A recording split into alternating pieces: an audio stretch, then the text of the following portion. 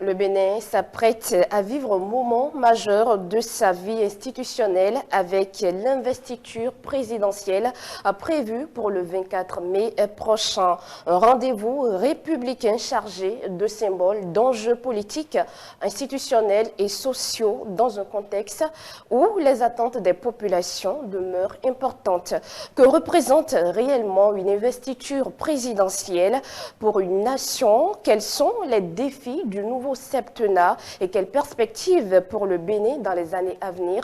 Mesdames et messieurs, vous êtes bien sûr dans la rubrique l'invité de la matinale et bien sûr pour en parler, nous recevons ce matin M. Serge Defodji. Bonjour et merci d'avoir accepté notre invitation.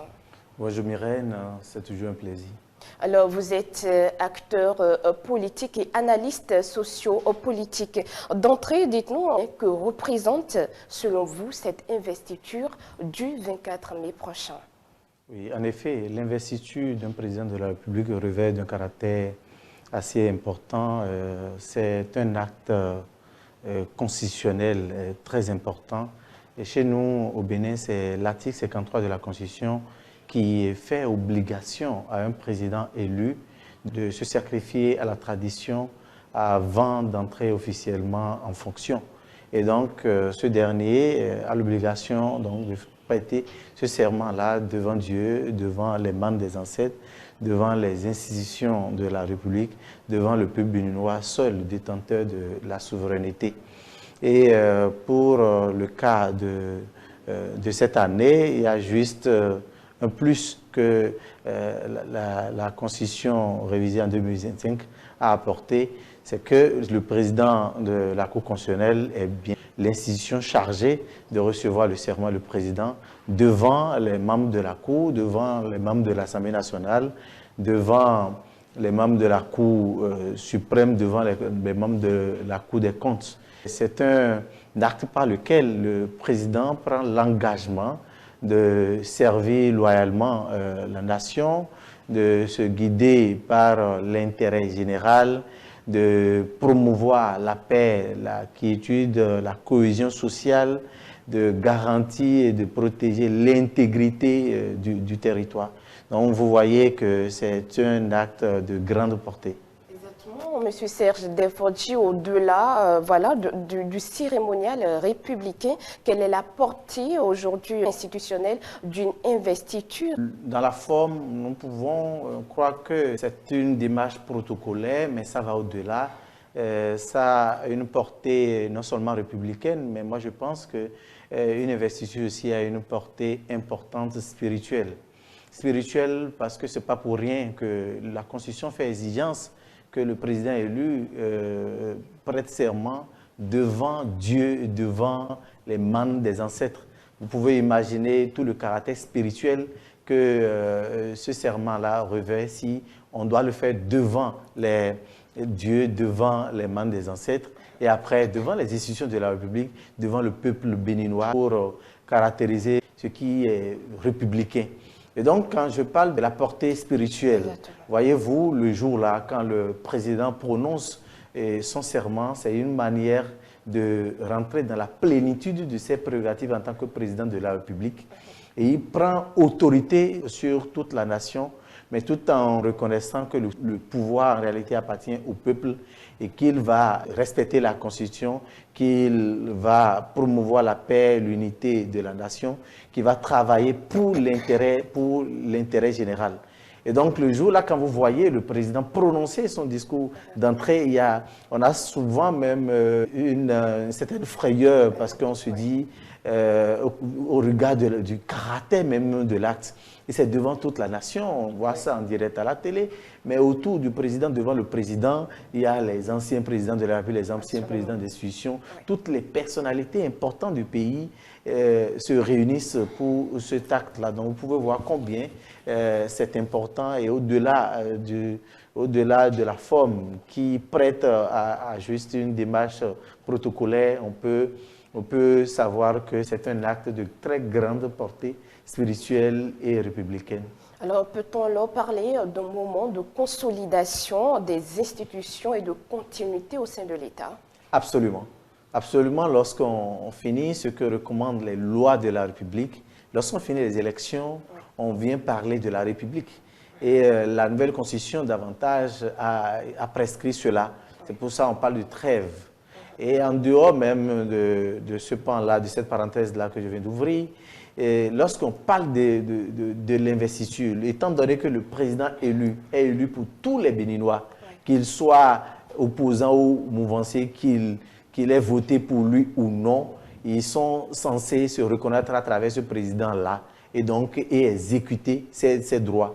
Donc, par conséquent, ça réunit et opposition et mouvance, ça réunit la société civile, les syndicats, ça réunit toutes les décisions de la République, ça réunit tout le peuple béninois. Et ça c'est à travers ça, c'est après cet acte-là, combien spirituel que républicain, que vous allez voir le président lorsqu'il donne ordre, vous avez une sorte d'obligation à respecter. Parce qu'il devient, si vous voulez, quand un président de la République prête serment et finit de prêter serment, ça peut être votre époux, ça peut être votre frère, ça peut être votre ami de tous les jours, mais vous n'allez plus le voir de la même manière. Exactement. Parce qu'il y a une dimension spirituelle qui s'ajoute à sa personnalité. C'est ça qui leur donne certaines autorités qui commandent l'armée et qui commandent l'administration, toujours dans le sens de faire évoluer économiquement le pays, faire évoluer le pays sur tous ces aspects importants.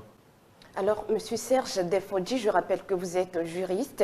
Déjà, les investitures présidentielles sont souvent riches en symboles. Alors, quels messages politiques et sociaux sont généralement transmis à travers cet exercice concrètement parlant? Oui, c'est un acte par lequel le président reconnu solennellement devant tout le monde qu'il est le président de la République qui va diriger le pays pendant un certain temps. Vous voyez, donc c'est un acte de légitimité. Au-delà de tout ce que nous venons de dire, c'est un acte de légitimité. Vous êtes reconnu devant le peuple comme celui-là qui préside les destinées de renouvellement démocratique des institutions.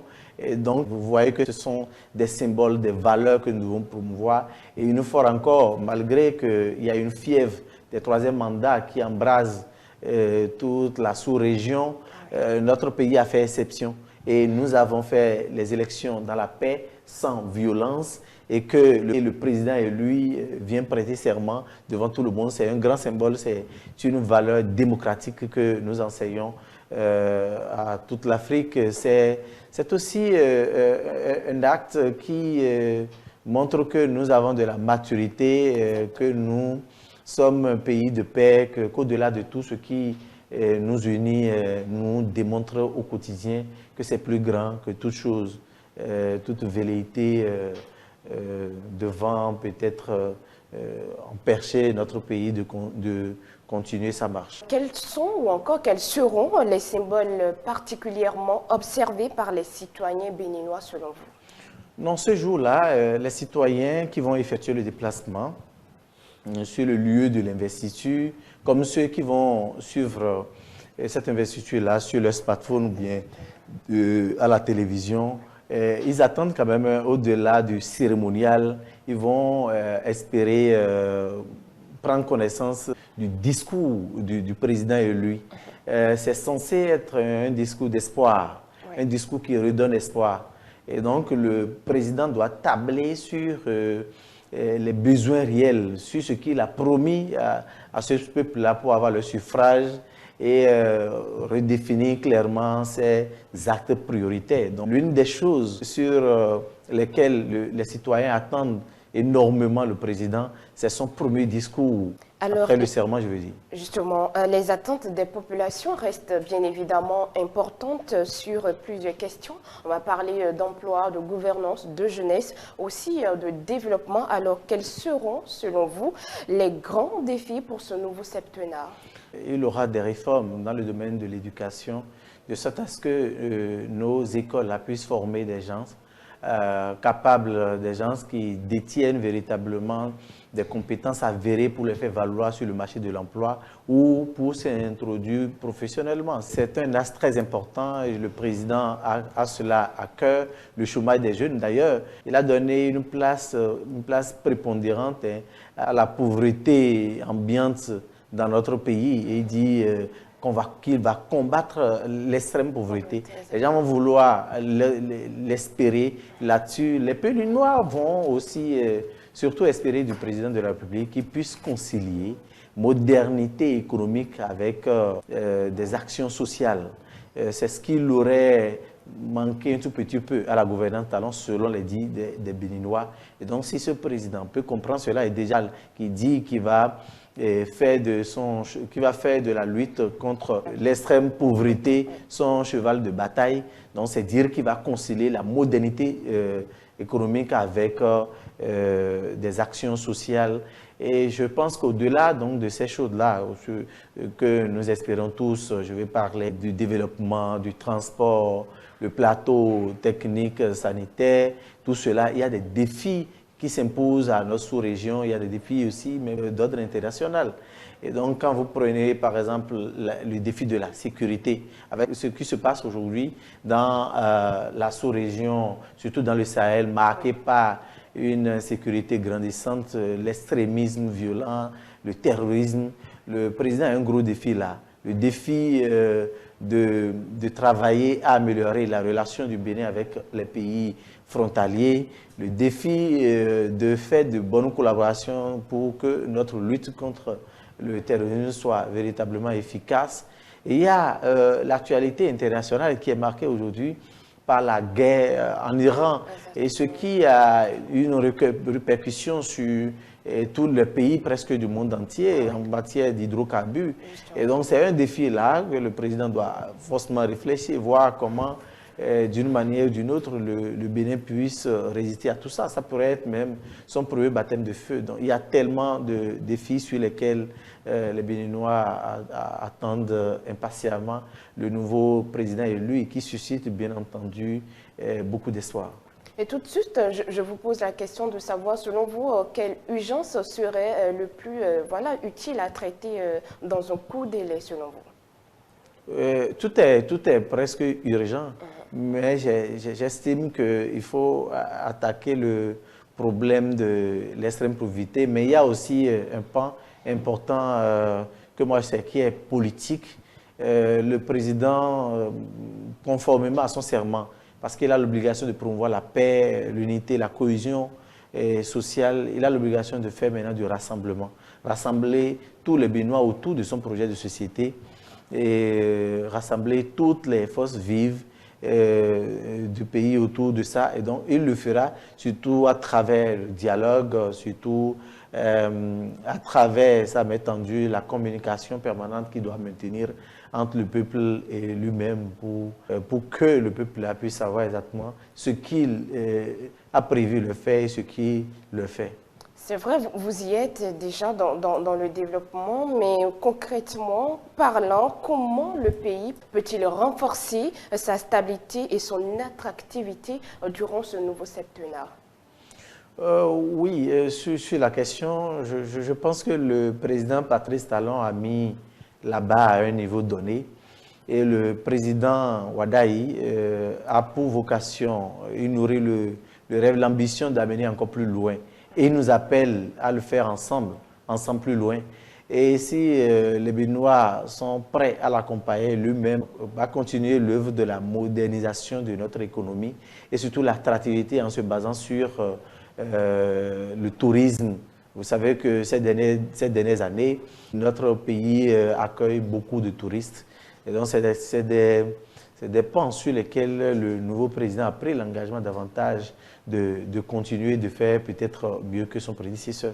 Aujourd'hui, les citoyens attendent davantage de proximité, de confiance dans l'action en public. Comment renforcer durablement le lien entre gouvernants et gouvernés? C'est par la communication, c'est par le dialogue.